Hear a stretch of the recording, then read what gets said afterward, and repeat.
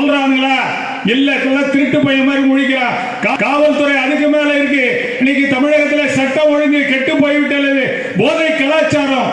அந்த நீட் தேர்விலே பங்கு பெறுகிற, பரீட்சையில தேர்வாகிற 7.5% பிள்ளைகளுக்கு அரசு பள்ளியிலே படித்தவர்களுக்கு அந்த மருத்துவ படிப்பு கிடைக்க வேண்டும் என்பதற்கு சட்டத்தை கொண்டு வந்தார்கள்.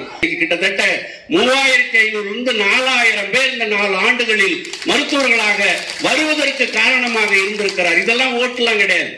சொல்றாங்க, நம்முடைய அண்ணன் எடப்பாடியார் எதிர்கட்சி தலைவர் என்ற முறையில் இதுவரை சட்டமன்ற வரலாற்றில் கிட்டத்தட்ட 2 மணி நேரம் 52 நிமிஷம் ஒரு முதலமைச்சரை கேள்விகளை கேட்டு இந்த நாட்டு மக்களுக்கு இந்த ஆட்சி எவ்வளவு மோசமாக இருக்கிறது என்பதை தெரியப்படுத்துவதில் மக்களிடத்திலே ஸ்டாலினுக்கோ திமுகவுக்கோ மரியாதையோ மக்கள் செல்வாக்கோ இல்லை. அதனால நீங்க நிறைய வாக்குறுதிகளை கொடுத்தால்தான் 21 தேர்தலில் வெற்றி பெற முடியும். அதுக்கு ஒரு 400 கோடி ரூபாய் கொடுத்து அந்த பிரசாந்த் கிஷோர்னு ஒருத்தர் பீகார்ல இருந்து கூட்டியாந்து அரசியல் ஆலோசகர் வச்சு அவன் கொடுத்ததுலதான் இந்த 515 வாக்குறுதி கொடுத்து ஒரு 4 வாக்குறுதி கூட நிறைவேற்ற முடியாத இந்த ஆட்சி தடுமாறும் என்பது நிச்சயமாக ஸ்டாலினுக்கும் திமுகவுக்கும் இந்த கட்சிக்கும் தெரியும்.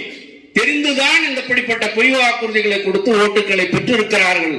இந்த ஊர் வேட்டவளம் எடுத்துனா கூட திமுகவில் இருக்கிறவங்களை விட அதிமுகவில் இருக்கிறவங்க மக்கள் பணியில் யார் சிறந்தவர்கள், யார் எளிமையானவர்கள், யார் நேர்மையானவர்கள், உங்களோடு துணை நின்று உங்கள் வாழ்க்கையில் எல்லா வகையிலும் துணை நிற்கக்கூடியவர்கள் யார் என்று தேடினால் நிச்சயமாக அதிமுக காரராகத்தான் இருக்கும். மீண்டும் இப்ப பொங்கலுக்கு எல்லாம் சொன்னாங்க 2500 ரூபாய் கொடுத்தப்ப சொன்னாங்க, ஏன் 5000 ரூபாய் கொடுக்க கூடாது? அது வேற ஒரு அருமையான கணக்கு சொன்னார். 2500 இன்னொரு 1500 போட்டு ஏன் 5000 ரூபாய் கொடுக்க கூடாது? 2500 1500 4000 கூட ஒரு கணக்கு தெரியாத எதிர்கட்சி தலைவராக இருந்த ஸ்டாலின் சொன்னார், இன்னைக்கு 500 ரூபாய் கூட கொடுக்கல. ஆக இது எல்லாம் உங்களுக்கு தெரியும். பழைய பென்ஷன் திட்டத்தை கொண்டு வருவோம், உங்களுக்கான அந்த சலுகைகள் கிடைக்கும். இன்னைக்கு எல்லாம் இளைஞர்கள் பள்ளிக்கூடங்கள்ல கஞ்சா கிடைக்குது. 20 வயசுக்கு கீழே இருக்கிற பசங்க டாஸ்மார்க்ல நிக்கிறான்.